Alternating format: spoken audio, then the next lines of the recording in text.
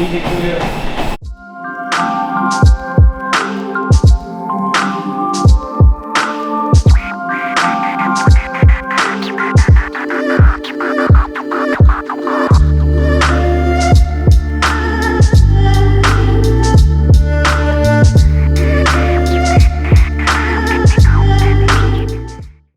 look up mixed martial arts, and you've been doing this a while now, but what actually triggered it for you? How did you actually get into the sport? So for me, getting into the sport is a bit of a different one, because I left school, I think I was 16. I was in carpentry. I learned that at college. I was in the building trade. I wanted to follow my uncle's footsteps because he was earning loads of money, and didn't realise that I was no good at it. I hated it, and I couldn't think of anything worse than being on a building site for the next 40 years of my life. So I was with my dad, who was training at the time. You know, he was doing jiu-jitsu. He's always done martial arts, and I thought, I always want to be an athlete. So what sport is there that you can start at the age of 16 and make a career out of? Because, you know, many sports, by the age of 16, you have to be pretty good at it. So I just thought to myself, you know, I've always been a fan of the UFC. I see people like Brad Pickett, Demetrius Johnson, who didn't start till they were in their early 20s. And I thought, you know, if they can make a living out of it, why can't I? I'm younger, so, you know, I thought I've got all the opportunities, especially with my dad, you know, going to the gym. I could go with him. Luckily enough, he covered my costs, because at the time I was earning no money. And yeah, I was like a duck to water. You know, I loved it, and, you know, here we are now. So the main goal that I started MMA was because I wanted to be an athlete, and it's probably the most athletic sport I think there is in the world. And yeah, I just fell in love with it from the moment I went in the gym, and from that first session, this is what I plan to do with my life. Do some treadmill work, main weight. Do sprints? Nah, not sprints, just slow. Get that fat burning in it. Nice. Every session now I try it either before as a warm up or after as just like a cool down, just 20 minutes, about 200 calories. Just a steady tempo. 7 weeks later, mate, it all adds up, do you know what I mean? 200 calories, 5 days a week, 7,000 calories in 7 weeks. So. Yeah, so a lot of my teammates are obviously very high level. You know, everyone's trying to become the UFC champion of the world. So, you know, sometimes it is like I've got a target on my back, because people want to, you know, test themselves against me, obviously being in the UFC, which is great for me. You know, I really want the guys coming up in the gym to try and put it on me. You know, there's nothing worse than coming in and having some easy rounds. So, you know, the fact that every time I come in, I know that all of my teammates are going to try and put it on me, that's a great weapon in my arsenal.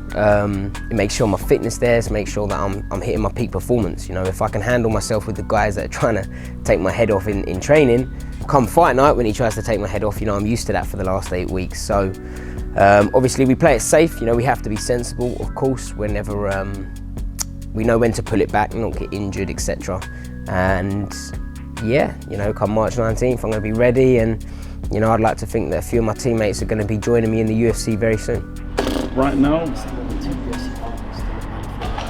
I'm hoping UFC now. The thing is, I won a Cage's title in September, defended it last month, in December, and the way I've done it, like all knockouts. So you're going to win your next fight. Everyone's vouching for me to get signed. Having my dad as a coach and a cornerman, and, you know, if anything, he's my head coach. You know, he plays a huge role in my mixed martial arts journey. And the fact that he's my dad, I can trust my life with him, you know. So to have that is an extra tool in my arsenal. You know, obviously I trust my coaches. I have nothing but belief that they have my best interest at heart, but, you know, who can you trust in more than your own dad? So the fact that he's my best mate as well, you know, having him there every step of the way is huge for me. I remember when I fought in Vegas, and it was the New Year's Eve card, and I missed Christmas, but, you know, having my dad there meant that I had my family there. So, you know, unfortunately my coaches, they had Christmas to spend with their families, and they come and met me after, but for me, you know, I had my dad there. So not only is it nice to have someone who has a high skill level in martial arts, it's also great to have someone who is there for me every step of the way. Your lazy right hand, he's timing it. That's why you got that takedown right at the beginning. Because you're lazy with it, you come back and you're open. And he hit a perfect takedown on you. Why is that important to you as a fighter, walking into the cage, that you can look around and see someone that you can trust your life with? It's so important to trust, obviously, the coaches that you're with. I won't mention names, but over the years I have had coaches where they didn't have my best interests at heart. You know, they wanted the monthly money that you're paying them, and they wanted, you know, just to piggyback your fame, let's say. And it's not a nice feeling when you know that, you know, and I know it is a business, but when you know that someone's purely just there for either your money or to get the fame off you, etc., it's not a nice feeling. So to have coaches that aren't there to earn the money, they're there generally to see you achieve your goals and follow your dreams, it's a nice feeling. Obviously my dad, you know, he's not interested in making money off me, he just wants me to follow my dreams, and I know that he hates me fighting. You know, it's not nice for my dad to be watching me potentially getting my face smashed in by another guy and he's not able to do anything because he's outside of the cage. But yeah, he's happy that I'm following my dreams, and he would rather me be doing something I love for a living than you know, doing a job that I hate and, you know, not wanting to wake up to go to my 9 to 5.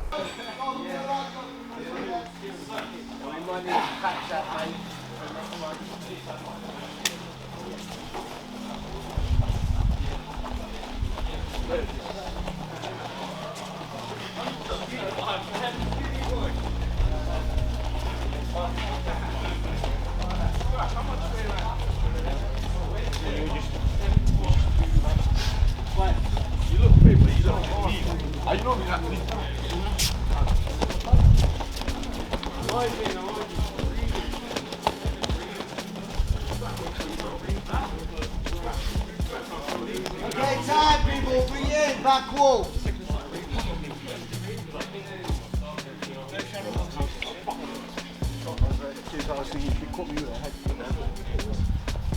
Man, just join this chat for a minute, please. Oh. Okay guys, I'll make it quick. Yeah, again, good training today, good sparring. It's been very good and consistent. Hard training, I get it, you know. So I always say to everyone, say to them in the face, train hard in the morning, a little bit in the evenings, more technical sort of stuff, okay? One thing I need to speak to them about without preaching, it's like a little bit about how the game works, okay? So, especially amateurs coming up and you want to get to the main like guy over there in the UFC, we get it. But there's a path there, and you need obviously amateur fights, right? And you need to build yourself up. But you need to understand, on this journey, you are a product, right? So being a product means you need to sell yourself. You need to be valuable. Reason this is right, because you need promotions, you need fights. I run a promotion myself, right? And I know this, if you two are fighting each other, okay? And someone gets injured, it happens, right? It happens all the time. I'm like, oh shit, I need to get in a fight. I look and you sold 1 ticket. Nah, I ain't gonna waste my time, you know, because I'm like, you're not doing nothing. If you can't sell tickets, at least promote yourself. It's what it's all about. I'm telling you the business side of the game. Nathaniel's done really well at this. He's promoted himself very well throughout his career. When he used Cage Warriors, on Cage Warriors, he sold loads of tickets. He had big fans there. People see this. People see this and see, oh look, he brings in a big buzz around him, and you'll get signed. No, don't get me wrong. You have to be a good fighter as well. 100%. There comes paramount. But you need to be better at selling yourselves, people. You know, the reason I say this is because there's a lot of people in here who've got fights coming up. A lot of people. Sean's over there, he's got a fight. His guy's just pulled out. He's supposed to be fighting this weekend. I just said to him, how many tickets do you sell for your fight? You know, I would have got more in, but I kind of sold, you know, just under 10, you know what? Okay, cool. If he sold 50 tickets or 30 tickets, that promoter would be like, well, I'm fighting everyone, right? And he will work hard to get you a fight. This is where you need to understand the business side. If you don't do nothing for the promoter, it's gonna be whatever.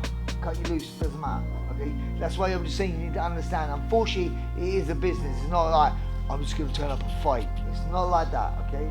So I just thought I'd give you a little bit of an insight on things. Treat yourselves as a product. If you're not valuable to the promotion won't care about you, you know? See you guys tomorrow or this evening. Come on, Will. Come on, my hands are getting tired. 1, 2, 3, GB!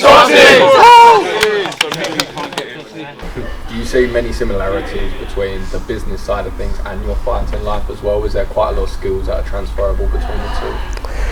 I think with businesses, it's that what's similar to MMA and businesses is it's that kind of entrepreneur side of things, where in MMA we don't get wage, you only get what you make in the fight. So, you know, I had to invest in myself. For the first 8 years of fighting, I was earning absolutely nothing, with the idea that eventually myself being the business is going to make the money, which it is.